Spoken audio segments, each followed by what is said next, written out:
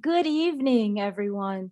On behalf of the Federated Department of History at Rutgers University-Newark and New Jersey Institute of Technology, a very warm welcome to Surviving the Winters, a talk by Dr. Stephen Elliott on new directions in military history.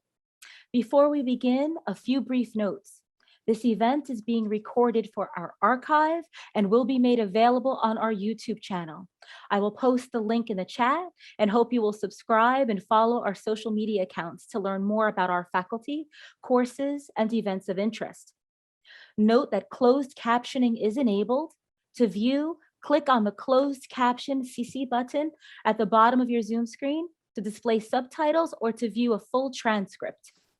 To ensure the comfort of everyone participating today, chat messages are only visible to speakers, but we very much look forward to your questions and comments. So please enter any questions in the Q&A box as they come up, and we will answer as many live as time allows.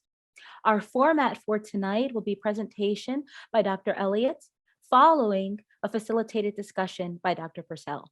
And with that, let's meet our wonderful speakers. Stephen Elliott received his PhD in American military history from Temple University. But before that, he received his master's from our Federated graduate program.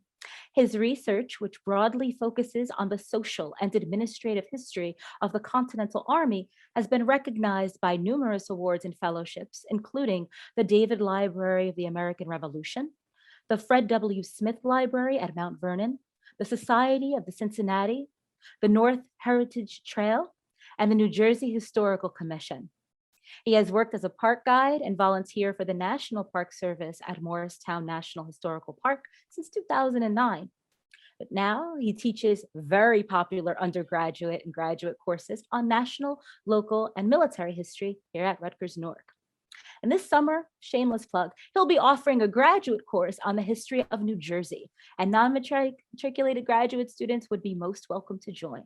Now, the focus of tonight's discussion, his book, Surviving the Winters, Housing Washington's Army During the American Revolution, was published just last month by the University of Oklahoma Press and is already moving up Amazon's best-selling lists for military strategy history books, US Revolution and Founding History, and American Military History. Our moderator, Dr. Ryan Donovan Purcell, is a double alumnus. He received his bachelor's and master's from our Federated department before earning his PhD from Cornell. His research interests are urban history, popular music, comic books, party culture, and in addition to teaching some of our core History of the United States courses, he developed 2 new courses on the history and cinema and the history of City of New York, which will be offered this summer as well. Thank you both so much for being here with us this evening.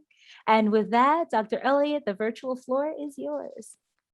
All right, thank you for that wonderful introduction, Christina. Yes, I'm Steve Elliott, and yes, I am a graduate of the master's program in history at Rutgers Newark. And in fact, this book sort of began as my master's thesis, that became my dissertation, and is now published in part as a book. So that's, you know, the way we kind of draw it up when we start this journey, and in this case, it definitely played out that way. So hopefully that's some encouragement for any prospective graduate students that may or may not be listening in the audience. And it's great to have Ryan here as an urban historian, because hopefully I will convince some of you out there that there's some interesting crossover between military history and urban history, and that's what I'm going for here tonight. So let's talk a little bit about housing. That's in the sort of subtitle of my book, Housing Washington's Army.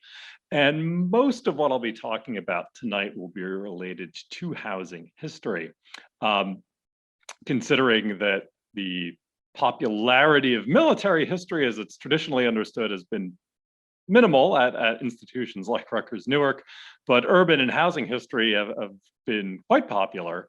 Hopefully, again, some of what I'll be talking about here tonight will have interest for the non-military historians of you out there, and I'm sure there are many.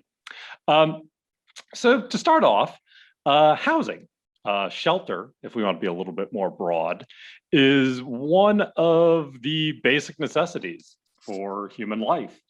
right up there with food and water. And despite that, there hasn't been a whole lot written about military shelter. Military historians have written a lot of books about a lot of subjects. Much of it in the old days, the sort of guns and trumpets history of kind of generals zigging and zagging and that sort of thing that we tend to think of when we think of military history. But for the last 50 years, what's been called the new military history has looked at everything from logistics, so how soldiers were supplied with food and weapons and ammunition, recruitment and motivation, what leads soldiers to enlist and serve and that sort of thing, and a whole slew of other topics. But in that range of topics, again, very few people have looked at how soldiers were housed. And in fact, when I began this research, like a lot of people, I kind of just assumed that, well, there were tents and on TV, I always see soldiers in tents. I knew barracks were a thing. There was an old barracks down in Trenton that you can still visit today. And there were military bases that we still had, right here in New Jersey and around the US. So I knew that military housing existed, and as far as I could tell, not many people had really looked at it with kind of historians' goggles on, right? Kind of understanding its context, its origins, its changes over time. And that's what broadly I sought out to do in my project.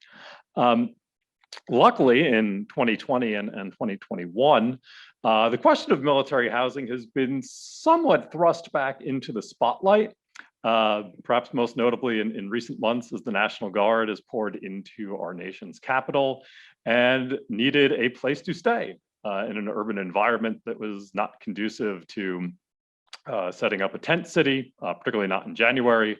So we've had images of soldiers sleeping in parking garages just outside the Capitol building in January of 2021.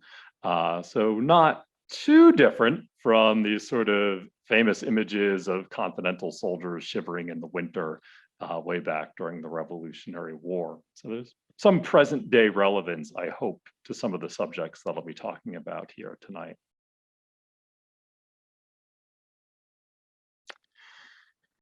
So moving from the broad to the more specific, I'll be talking about specifically winter quarters, which is this idea of during the winter, and for our purposes, winter also includes the spring. So basically everything from December through June in the Revolutionary era were months when armies wouldn't do a whole lot of marching and fighting because the ground was either covered in snow or mud after the snow melted.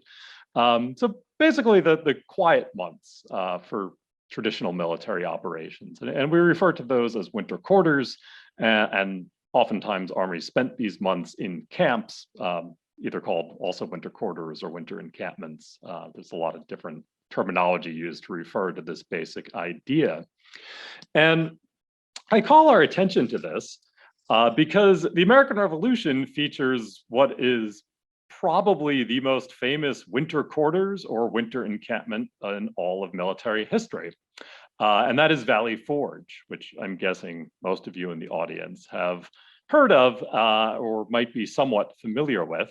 I included this quote, which is from the American Yawp, which is the open source textbook for college students for US history, which you can find for free online. And this is from the most recent edition of the American Yawp.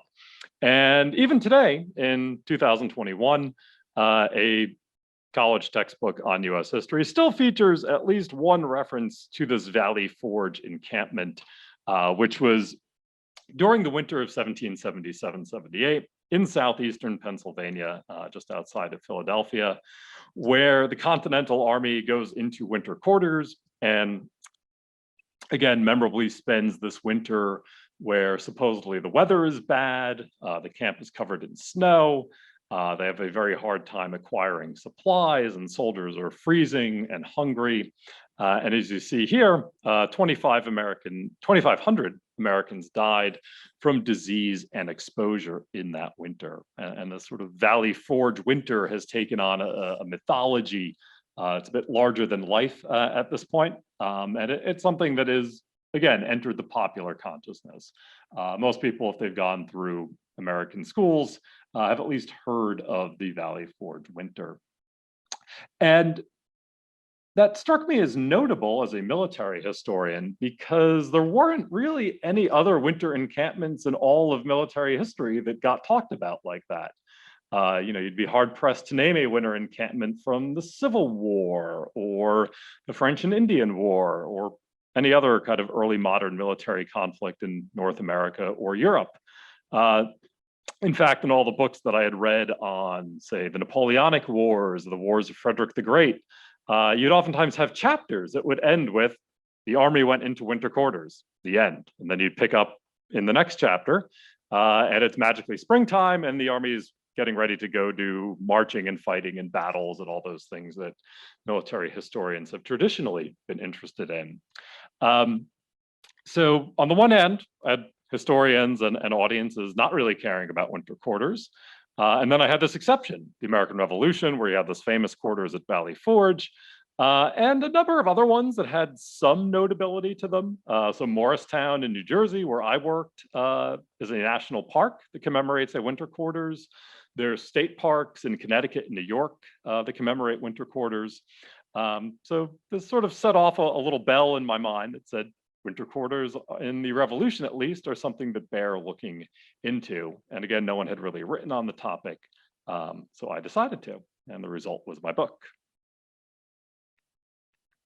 So when we look at war and housing, again, this idea of how soldiers are sheltered, particularly during the winter months, which feature the most extreme conditions, we discover, and I discovered in my research, that shelter and housing actually have a lot of intersections with topics that have been of interest to scholars, both military and otherwise. So housing affects morale. If soldiers don't have good housing, they're not going to be very happy. It affects health and hygiene. If your army is exposed to the elements, you're going to have a very unhealthy army very quickly.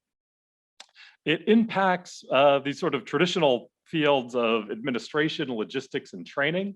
If you have your soldiers all kind of concentrated in one spot, that's going to facilitate their training. It might make supplying them more difficult, as we see in cases like Valley Forge. So it is an administrative problem, figuring out how and where to house your troops. Again, looking at more traditional topics, there is a strategy and operations element to this. So where you camp your troops has implications on how you go about containing your enemy and potentially fighting your enemy. There's a politics or a civil military relations aspect to this as well. So soldiers are not going to be camped in some abandoned area. There's necessarily going to be civilians living nearby. That's going to create problems for both armies and civilian governments and residents. And finally, sort of social history questions, right? So what type of housing do common soldiers receive versus the type of housing that officers or generals enjoy? What about housing for women camp followers accompanying the army and that sort of thing? So there's a lot of social history that we can kind of integrate into our study of war and housing as well.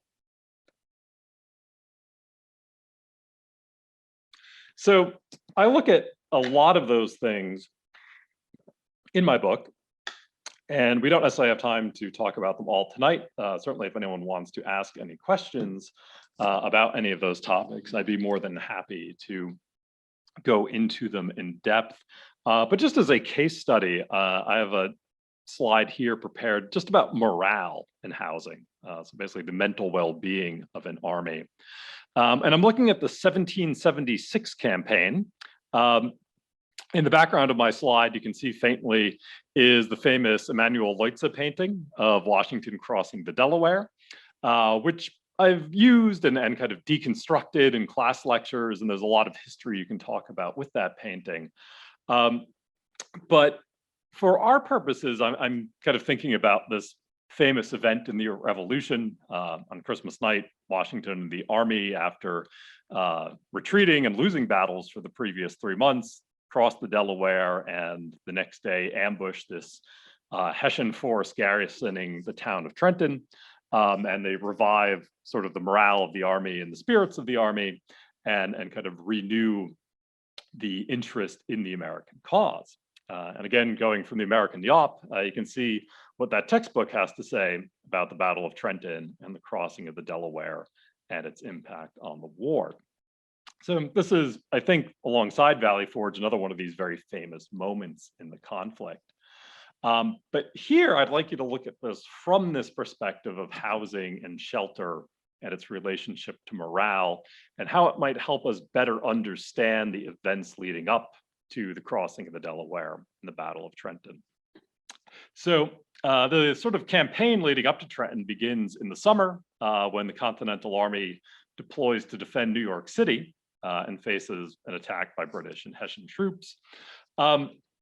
And in my book, I sort of charted the health of the Continental Army during this campaign. And I've got a bunch of quotes from my primary sources. Most of these are from soldiers' letters and journals. There's one order from Washington here as well. And you can see month by month, the health of the Army deteriorates. So a soldier writes on July 4th, the Army is in very good health.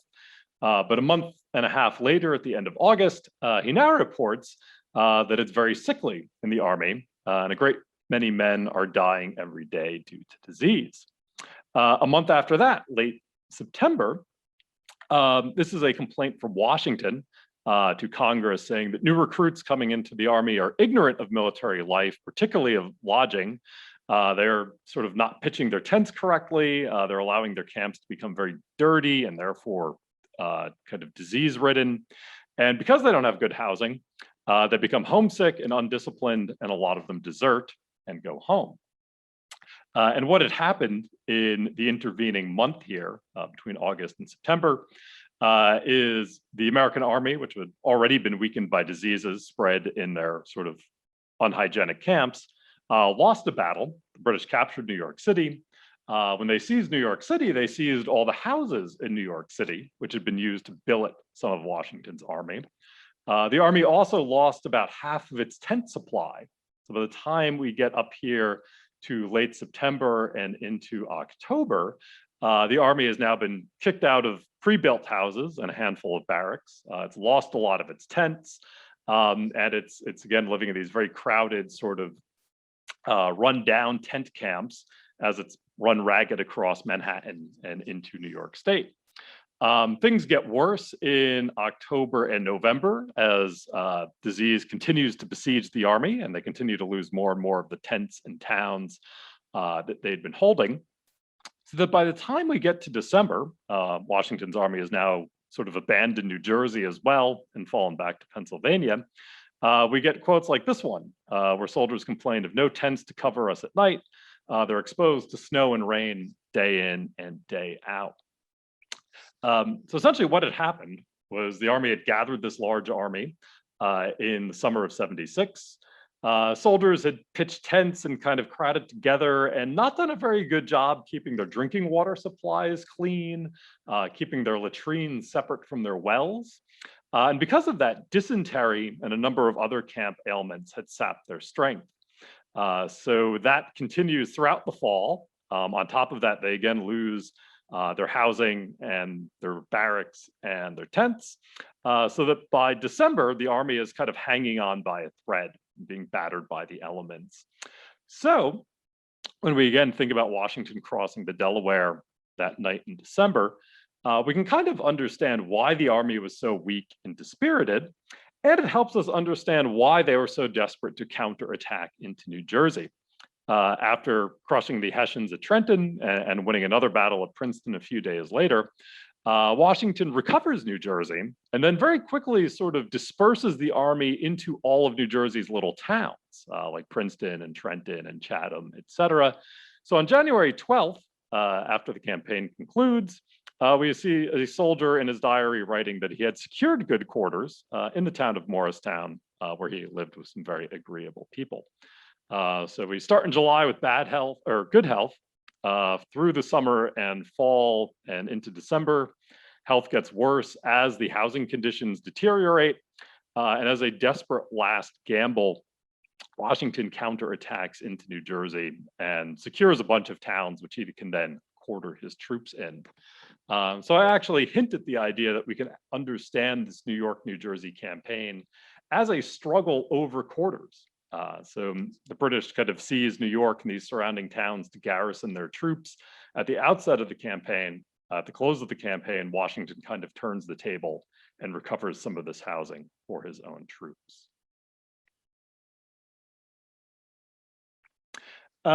So that's one of the chapters of my book, just to give you an idea of the overview of the rest of the book. I look at the change over time in housing for the Army.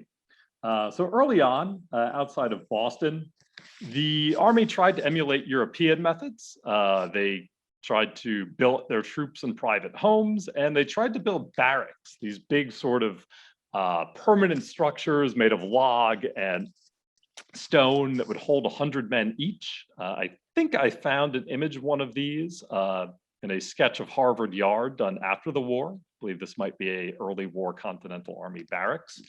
Problem with barracks is they were so big you couldn't really build them quickly. They took months to build, and you know, they required a lot of building materials, which the Army didn't necessarily have access to. So in 76 and early 77, we see a reliance on tents, and we saw on the previous slide why that wasn't necessarily a great idea, as well as billets, again, sort of the quartering of troops in civilian homes, which was also unpopular for reasons that I'm sure you understand.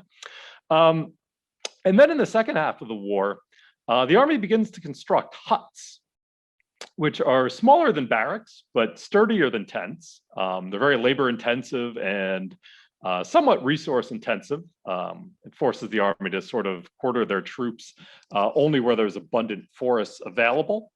And keeping the troops together at these sort of hut camps necessitates a lot of attention to health and hygiene, just because you have a lot of soldiers concentrated in a small area for many months on end.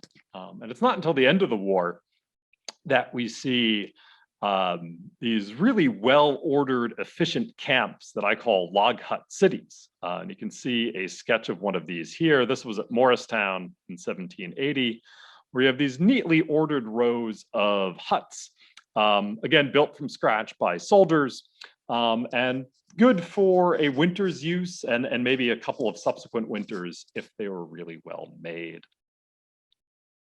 And you can see here the log hut city at Morristown. All these huts arrayed across the hillsides. This was at a point when the Army had gotten very good at building their log hut encampments.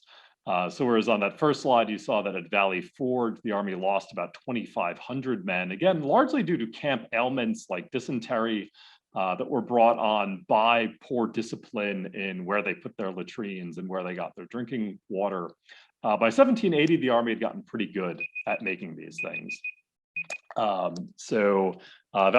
Morristown, which you see here, only about 100 men died the entire winter, which is a marked increase in survival from what we had seen at Valley Forge. And these log hut cities, these sort of purpose-built camps out in the wilderness, really define the second half of the Revolutionary War from 1778 through 1783, when the war comes to an end. The Army builds 4 major log hut cities, which you see listed here, at Middlebrook, kind of at the foot of the Watchung Mountains, at Morristown, and then later in the war at West Point, and finally New Windsor, north of West Point. And then a slew of smaller ones for detachments that are constantly reused throughout the war, all in the general vicinity of these main camps.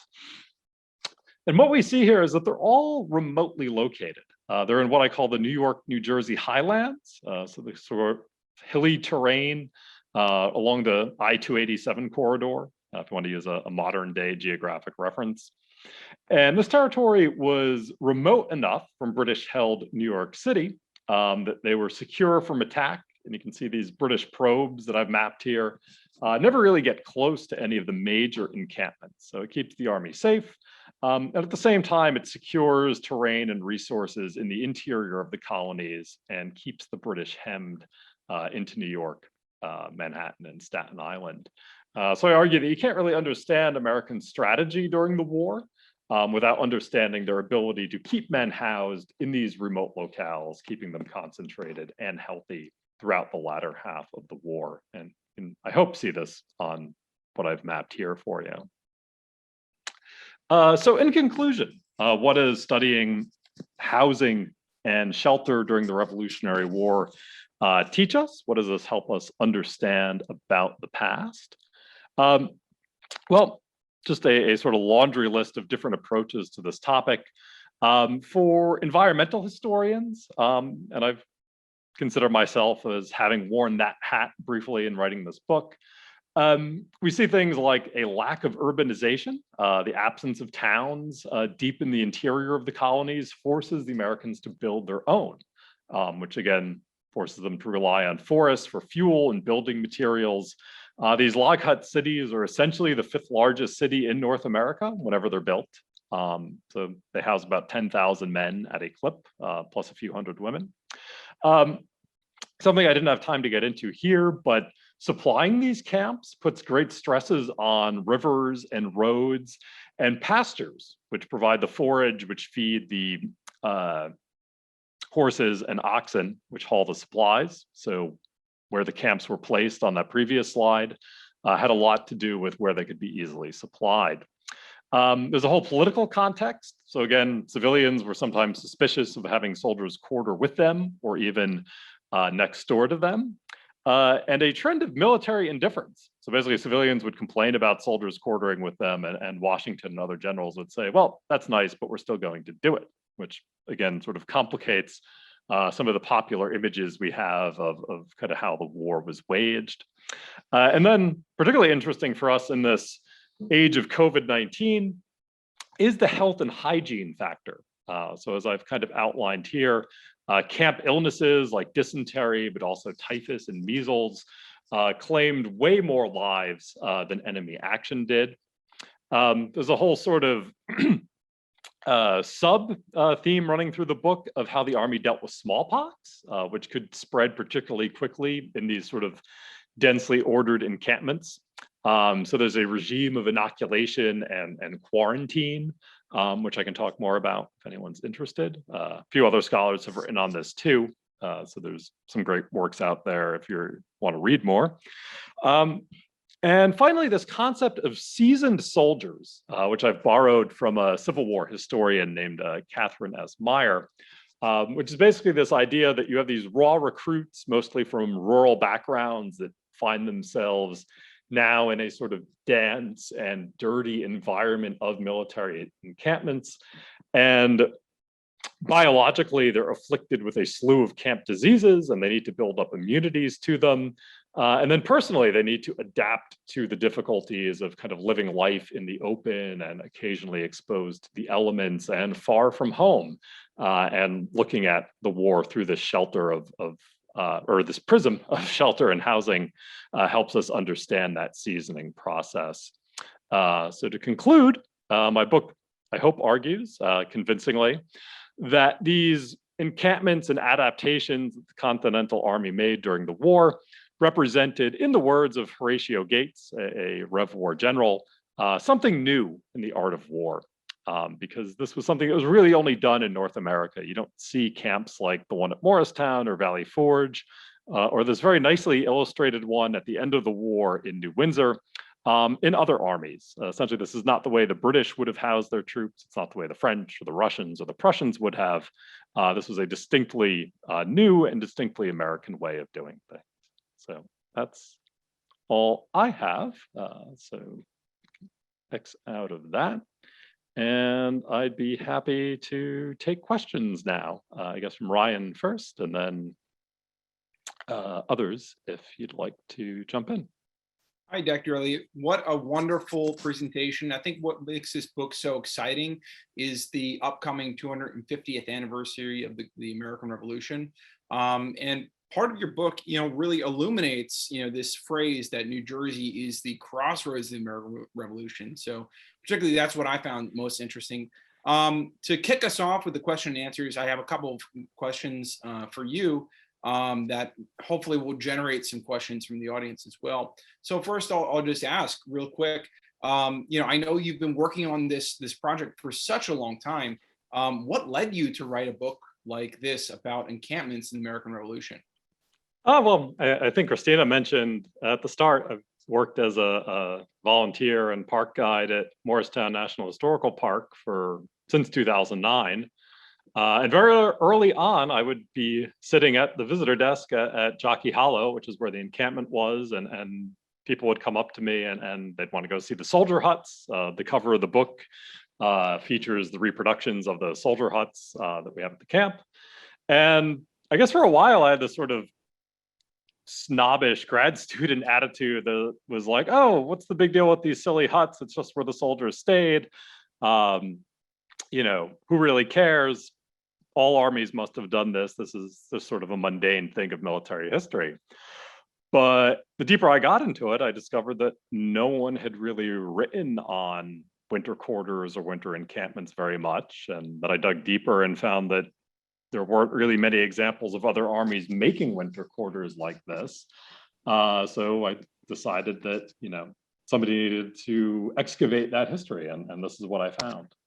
Speaking of excavation, we have a question from our audience. One person was wondering how much has been done with respect to the archaeological work on these encampments that you study? Yeah, that is a great question. And I see that's from Dr. Farney, our resident person who does archaeology. And yeah, I used a good bit of archaeology in the book. I mean, I didn't do archaeology myself, but I drew on kind of the works of archaeologists. And in fact, up until this point, really the only people writing about camps have been archaeologists. So there's been digs done at Valley Forge, at Jockey Hollow, at Reading in Connecticut. And these have found some fascinating things like, what soldiers' diets were. They'll find the bones of chickens and beef and whatnot in these sort of little piles in the corners of their hut sites. So we know soldiers were kind of just eating and tossing the bones away in the corners of the huts. So that tells us a little something about how cleanly they were. For one of my main points, which was that, as the war went on, these camps got more ordered. Archaeologists have found that, early log hut cities like Valley Forge, the huts were kind of just scattered all over the place, whereas at later camps like Morristown, they're very neatly lined up. So we see a much more disciplined army there. And then also sort of an offshoot of archaeology, like experimental archaeology, folks have built huts and sort of lived in them for a few nights in winter to test out if they actually did keep you warmer than, say, a tent would. And they found that if you kept the fire going, it would stay around 50 degrees at night, which is in the middle of winter, which is not great. But if you have a blanket over you and you're not moving around too much, it's certainly better than the alternative. So yeah, archaeology has played a significant role in my work. A big, very expensive book on recent work on archaeology in the Revolution just came out, I think last year or the year before. So I was able to draw on a little bit of that for this book, but it was quite recent. So I couldn't base as much of my work on that as I'd like. But yeah, again, archaeologists have been pretty much the only other people doing camp stuff up until now. Very interesting. Okay. And aside from the content of the book, I mean, I was so enamored by your writing style as well, the narrative writing style that really captures the audience. So I have a question specifically about your writing style. And it's about the characters within the story that you tell. So obviously most people would, suspect that George Washington will play a leading role in this story, but could you talk a little bit about some of the lesser known characters that your readers will meet when reading this book? Sure, and I don't know if it's quite as narrative as it could have been, but it follows a chronology and tries to tell a story. So I guess that checks a couple of boxes. Washington is a very central figure in this story, and in fact, in revising the dissertation to the book, one of the things I did was look back at Washington's career in the French and Indian War. And even there you see basically what I call a sort of two main points. He has this disciplinarian streak where he's always very intense about making sure soldiers build their camps properly and that they're very well ordered and disciplined, which as we see is important because if you don't do your camp properly, it's going to get dirty and it's going to get unhealthy and you're going to die of dysentery. So it's disciplinarian with a purpose. And then also, what I call a humanitarian streak. So he's always very concerned about his soldiers' health, even when he's just leading a regiment of provincials on the Virginia frontier in the 1750s. He's writing to colonial government saying, get me more tents, can we take some guys off the line and send them home because there's not enough space to house them. And we see that come back in the Rev War where he's always, complaining to Congress, I need more support for building huts and barracks. And then after Trenton, he says, I resolve to get my men under the best cover I can. So he didn't get everything right early on with the housing, but seems to have always been on his mind. So yeah, Washington's a major figure here. A lot of lesser known Continental Army generals also look a lot better when you look at them as camp administrators than sort of battle winners. So folks like William Heath, Robert Howe, and Alexander McDougall, who sort of played musical chairs running West Point throughout the war. And none of them were great battlefield generals, but they all did a pretty good job ensuring men were healthy and housed in pretty difficult terrain. I would have loved to have gotten more of the common soldier perspective, but unlike, say, for the Civil War, there's just very few written accounts from, privates, corporals, or sergeants. So I had to be a little bit more impressionistic with that than definitive with my sources. I see a mention of, hey, it's Andy Danaker. Yeah, Arthur Sinclair also comes up in the book. Another one of these sort of secondary Continental generals that, again, maybe not a great battlefield general, but Sinclair had a very good geographic head about him. Pretty much every spot he recommended to build a camp wound up being a good one. So he could read the land very well. Okay. We have a bunch of questions in the comments. One person in the audience wants to know, can you talk about winter camps as they're called, cantonments, or I'm Cantonment. Cantonments. Okay. Others are called encampments. Is there a difference between this terminology?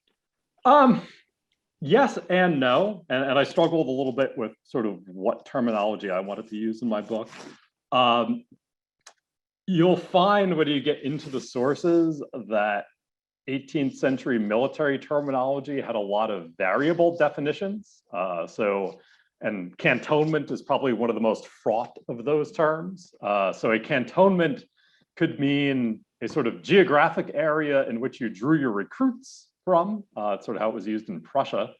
It could be a verb, so to canton your troops, which often meant to canton them on a civilian population, so the way we might use to quarter or to billet, but then could also be used to mean a sort of fancier, more permanent encampment, which would sort of lend itself to the topic that I've covered here. So it gets very frustrating when you read letters from 1778, and it's like, we don't want to canton the troops, we want to encamp them. And then by the end of the war, you have generals writing, we want to make a cantonment. So the language is really all over the place. In modern parlance, I think what most people think of as a cantonment is sort of the log hut city that I'm referring to.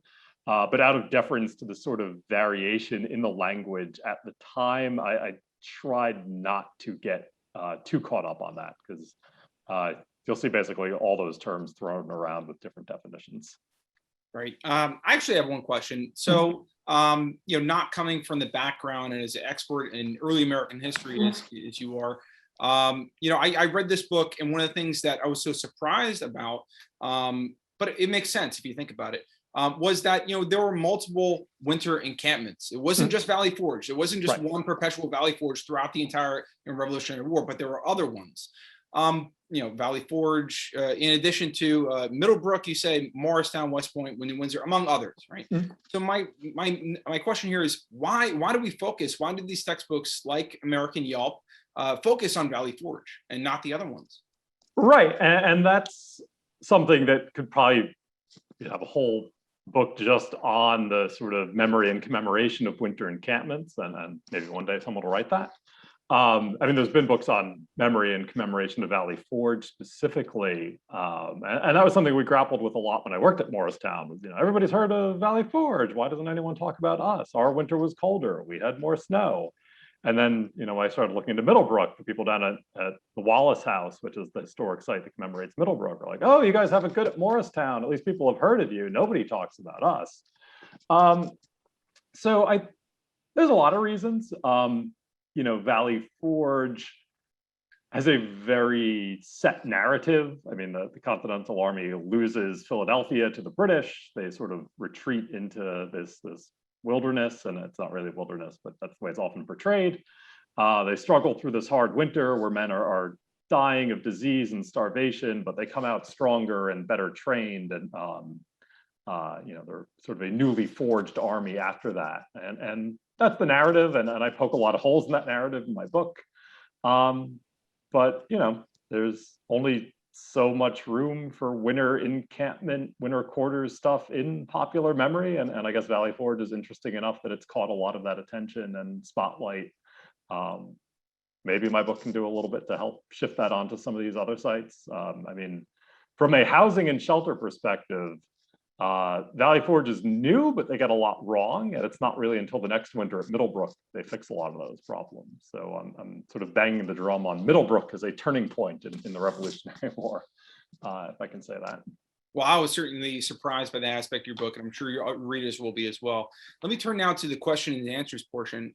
So are there any founding, one person in the audience wants to know, are there any founding myths or misconceptions held by the general public that especially is in contrast to what you found in describing your book? I guess we started that conversation with Valley Forge, but do you think that there are any other founding myths or misconceptions that you kind of tried to deconstruct in your book? Yeah, and that's a great question, and I might have to marinate on that for a second. The biggest one, and because I sort of streamlined this manuscript, it didn't really get focused on, but it's something I would like to revisit in another work. Is again, everyone thinks that the Quartering Act is one of these things that pops up in the sort of pre-revolutionary chapter in a lot of books, and we hear about the British were bad and they forced soldiers into people's private homes, and the Americans didn't like that and they were good and we wouldn't do that. But throughout the early part of the war, before they sort of settle on these log hut cities as a form of quartering troops, the Continental Army is just as big of an offender of sort of confiscating your house and kind of quartering your troops with a family as the British are, oftentimes with little to no compensation, and oftentimes with the soldiers walking away with some of your household items and food and ruining your cropland as they marched away. I did a lot in my dissertation, less so in this book, hopefully more so in the next book. That sort of badly behaved British, well-behaved Americans is certainly one myth that I would deconstruct. The second is just, the big killer in war is disease. And a lot of people know that, but I think a lot of people think about the revolution and its redcoats and muskets and bayonets. But disease kills those 2,500 troops at Valley Forge, not the British. And in some ways it was avoidable disease. The Army actually abandons Valley Forge early because it's a garbage dump by the end of 6 months of occupation, because they didn't do a good job handling what they did with their trash and their waste.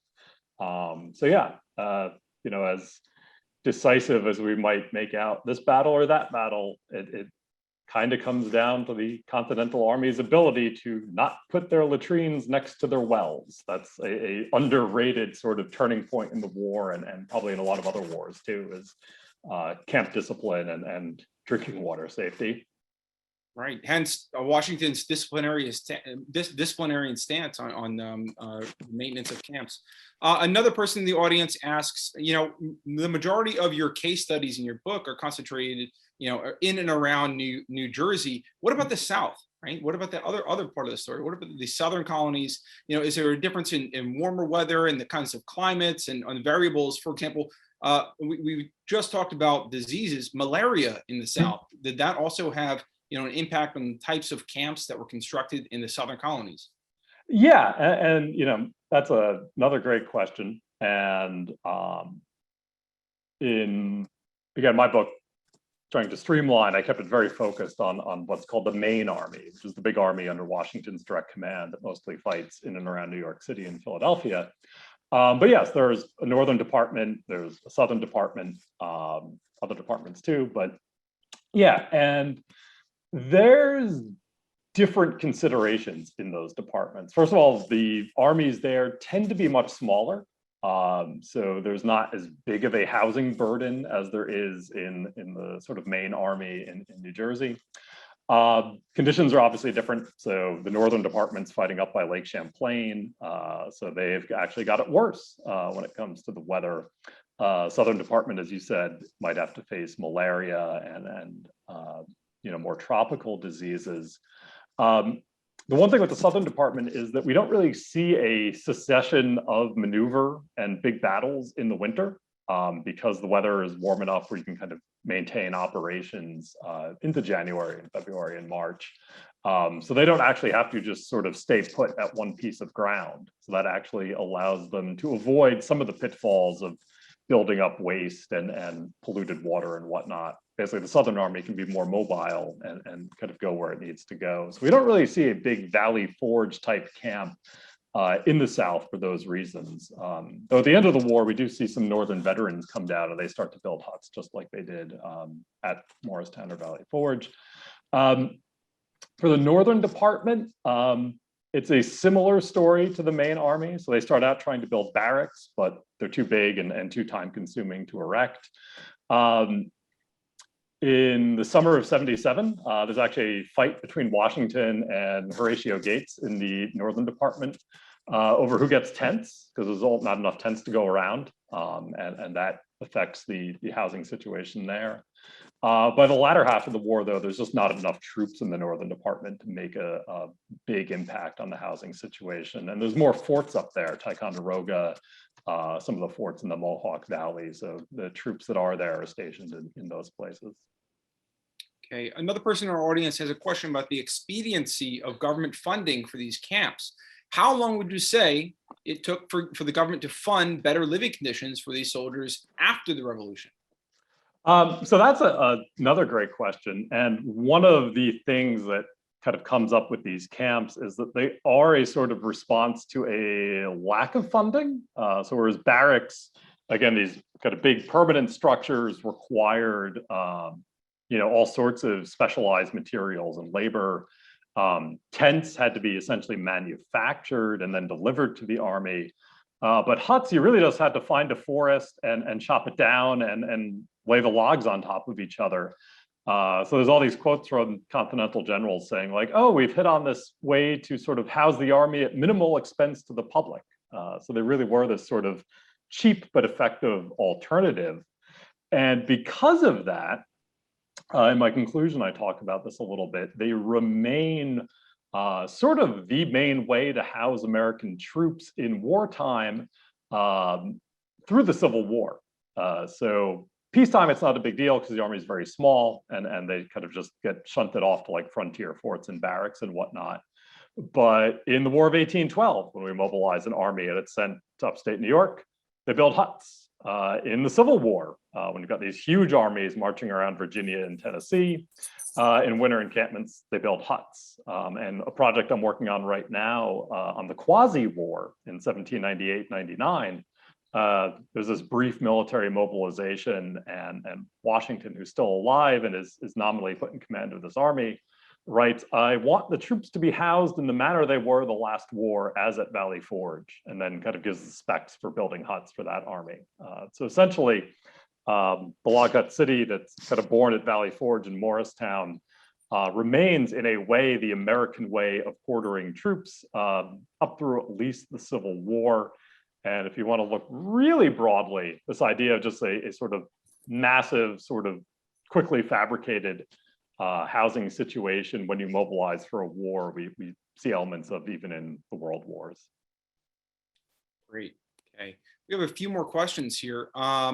So I guess, one of the interesting aspects of this book that I thought, it has a lot to tell us about, how armies are quartered, how armies are administered on a day-to-day basis. And I was wondering if you could tell us a little bit about what Surviving the Winters, your book, can tell us about housing today's military. You alluded to housing, troops in ad hoc basis, in the nation's capital. But what can your book and your study tell us about housing troops today? I mean, one of the things that kind of struck me as researching this, and there was a line in an orderly book where basically the soldiers are ordered, I think it was at Morristown, to take all their trash out of the camp and burn it like a mile from camp or something. And I was telling this to my dad, who was in Vietnam, and he said, "Oh, we had to do the same thing on a fire base outside Benoit Air Base in 1967." So a lot of the basics of this camp administrative stuff don't really change. I imagine today, with a much more professionalized Army and officer corps, you don't necessarily have to worry about a huge dysentery outbreak, but it can happen. And certainly other situations where you have large numbers of people housed together in kind of camp-like conditions, military aside, things like health and hygiene remain pretty important. Again, the political stuff, which I didn't get into as much in this book, but I would like to revisit in a future book, certainly have a lot of relevance with that slide I showed with, the mobilization for National Guard troops in January.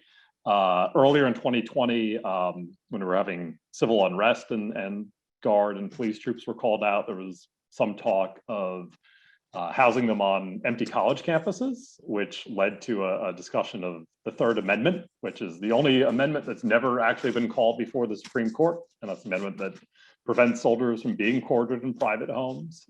So in a lot of ways, yeah, we are still talking about this idea of where do soldiers belong vis-a-vis civilians. I think just because a lot of the time now soldiers are all at these giant military bases in remote areas and we never really see them. It's sort of an out of sight, out of mind thing, but that hasn't always been the case and might not always be the case. Great. Okay. So this is an epic book. Where do you go from here? What's your next project? So as I mentioned, I kind of picked up the pieces of some of this research on this quasi-war army, which no one has written about, and also built one of these sort of Valley Forge type camps in Plainfield, New Jersey. So I found some sources on that, and that's hopefully going to be an article, maybe a book. And more broadly, again, I talked mostly about the environmental stuff, the health and hygiene stuff, the strategy stuff in surviving the winters. I cut 2 whole chapters that had been in my dissertation, the 2 longest chapters, which had been more about the political, the civil military relations, and the sort of social relations within the Army. So again, sort of relations between officers and men and how housing shaped that. And that I'd like to spin into a second book that again looks at sort of the social, political, and cultural history of early American military housing. It would hopefully also let me kind of look at some of the Southern campaigns and the Western frontier and that sort of thing to give some more broad coverage. Whether funding and time and whatnot actually allow for that, who knows? But that's something I would like to be able to write at some point in the future. Well, I can't wait for that to come out. I know we have another. We have one more question in the audience. But I also know that we have a number of undergraduate students in our audience as well, some of our students perhaps. So can you offer any advice for any of our students that want to follow a similar path in becoming a historian, just like you? I mean, I was very fortunate to write about a topic that I sort of worked at and was sort of a local and relevant to me. And I know you and I both teach sort of local history, be it New York or Newark. So I would say that, yeah, there's history literally in your backyard, and it doesn't have to be soldiers and camps and Rev War things. It can be anything. But you know, if you're local to New Jersey, there's a lot of history that's happened here that has not been written about because New Jersey doesn't get much respect. But if you want to write about, you know, art or culture or civil rights or any of those more relevant topics, you know, something probably happened in your county or your town or your city that historians haven't looked at much yet. If you're interested in sort of my time period, early America, so much has now been digitized. You know, all those quotes on my morale slide, a lot of those were drawn from the Harvard Early America Project, which digitized their entire archive. So I didn't even have to leave my bed to research that. And there's a lot of other examples of stuff like that for early American history. So if you're intimidated by travel or having to go into an archive, which can be an intimidating place, there's a lot of digital tools these days that make it so you don't necessarily have to worry about that too much. So that'd be my advice. You know, I certainly didn't know about a lot of that when I was 21, 22, just starting out, but I wish I had. Looks like we have one more question from the audience. Sure. They ask, did foreign officers with prior military experience or not, did they have, you know, influence on cities and the construction of encampments? And the second part of that is, how much influence did French officers specifically have on the housing developments for the Continental Army during the American Revolution? Yeah, that's another great question. And one of the bits of research that I was most proud of, and one that's not digitized, was I got to go into the archives at the Society of Cincinnati in Washington, D.C., and look at their collection of 18th century military treatises. So I actually got to read basically the textbooks that French and German and Austrian officers were reading in the 1750s and 1760s, where I found that, you know, in Europe, most armies were still either billeting in cities, because Europe was much more urbanized, so it was much easier to find you know, a city to kind of put your army into. There was also less concern about civilian complaints because a lot of it was neutral territory. So you didn't necessarily care about that. And there were a lot more barracks because there was a lot more powerful states building permanent infrastructure. So one of the problems the Continental Army encounters is that a lot of that European experience doesn't apply too well to North America. The British had it easy because they controlled all the East Coast cities, Boston, Philadelphia, New York, so they didn't have to worry as much about it. That said, the two most prominent foreign officers in the army that came into the story were Baron von Steuben and Johann de Kalb, who was another kind of German language officer. And they both came around to huts and these encampments more quickly than some of the veteran American officers that had British experience. So again, even though it was not really common to European experience, they seem more open to tactical innovation, or not tactical, encampment innovations. As for French officers, Lafayette kind of just toes the line with whatever Washington's going for at that moment. The French expeditionary force, when it shows up, the Americans have already pretty much settled on the log hut city, and the French pretty much quarter at towns in Rhode Island when they get here, and then camp in Virginia after Yorktown, and then they go home. Probably the most interesting foreign commentator I have is the Marquis de Chastellux, who's a traveler who kind of tours North America in 1781, 82, 83, and writes this journal. And he loves the camps. He's like, writes all these great quotes about how impressive it is that the Americans can put together their camps with, you know, just log and sometimes not even nails. There's this sense that I might get into in the second book that these camps actually reflect this like virtuous republicanism, because it's sort of rustic and rough and ready and homespun. There's comparisons to kind of the way the Romans used to make camps. So that idea of like Roman Republican virtue, if Gary Farney's still listening, the Romans made camps probably about as well as the Continentals did. And that was kind of high praise to both of them. So yeah, I found some foreign sources. There's a couple of quotes about Frederick the Great supposedly praising Washington for his camps, but they're all secondhand. So if anyone can actually find an original Prussian archive source of Frederick the Great praising American huts, I'd love to find it. But yeah, it's something I'd like to find out more about, but just haven't had the time or language skills for. Okay, we're coming to the end of our time here. So do you have anything else you want to share with the audience or no? Again, I know Christina has dropped the link in there, but if you'd like to buy the book, it's on Amazon. There's an online bookstore called the Fort Plain Museum. It's selling it for 10% off. Libraries may carry it, and I know that I think Rutgers Library has it on order, so if you'd like to check it out, you can go for that. And if you'd like to hear me talk about this more, I'm giving a talk to Valley Forge via Zoom on May 4th. I'll be speaking to the Drake House, which is the Plainfield Historical Society, on May 7th, and to the Fort Plain Museum on June 7th. So you can Google all those, and I'm sure they have it online. So that's what I'm up to these days. Very cool. Well, thank you very much. This is great.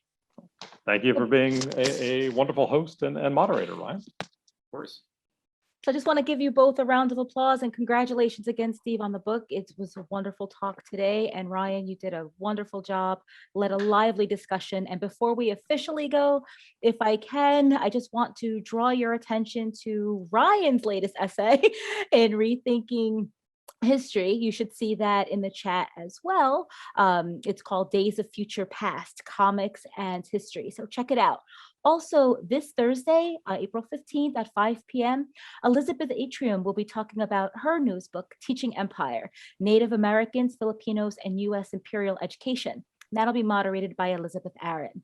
And next week, we have another full week ahead. April 21st, we'll have a special reading by contributors to Divine Feminist, an anthology of women and non-binary folks, which will feature a wonderful collection of artists and poets, including some of our Rutgers-Newark alumni. Then on April 22nd, we have Ancestors at Play, Audacity and Visibility in the Queer Black Archive with artists and activists Alana Fields, artist and historian Noelle Lorraine Williams, poet, writer, and doctoral candidate here at American Studies, Naomi Extra. And if that wasn't enough, our own Burl Satter will be moderating the dynamic conversation. And looking toward the summer, as Steve mentioned, please mark your calendars for May 4th for that talk at Valley Forge Park Alliance. And then the Newark History Society on May 25th will be hosting The Noble Experiment in Newark, Temperance, Prohibition, and Bootlegging with George Robb, Michelle Rotunda, and Laura Triano. That was an awful lot of information in a short time, so thank you for all of you once again for following us on socials. And if you're not already, at Federated History. We're on Twitter, Instagram, and we have our YouTube channel, which someone kindly asked before, where you can view this full presentation and also some of our other events. So thank you all once again for putting that back in the chat. If you have any questions about our graduate program, please put your information in the chat box and I will definitely get back to you.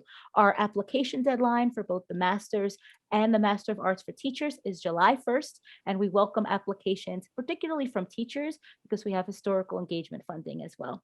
So thank you all once again. Thank you, Steve. Congratulations. Thank you, Ryan. Stay safe, everyone. We'll hang around for just a bit to see if there's any questions.